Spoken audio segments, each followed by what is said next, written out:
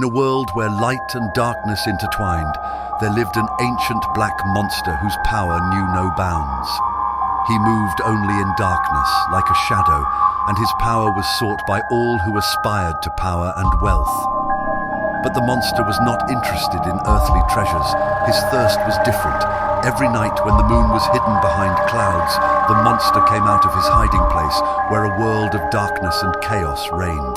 On his way, he met careless travelers who got lost in the forest or found themselves alone on the streets of the city.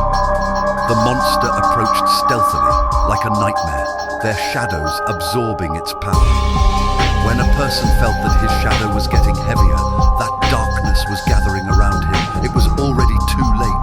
The monster grabbed its victim and dragged her to its lair, where darkness and chaos ruled.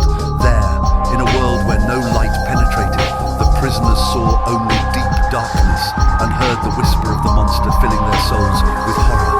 The black monster didn't need chains or guards. Its power was in its very existence. He absorbed the fear and despair of his victims, feeding on them like a sinister parasite. Their screams were lost in the darkness. Their fates became part of the darkness that dwelt inside the monster. Those who miraculously managed to escape from the clutches of the monster returned to the world of light, but they were no longer the same. They carried a particle of darkness that penetrated into their hearts, making them strangers to others. Their eyes reflected the fear they had experienced in the monster's lair, and no one could tell what had happened to them in those dark places. This went on for many centuries until the black monster became a legend, a story that children told before going to bed. But every time night fell and the shadows deepened, people remembered his existence.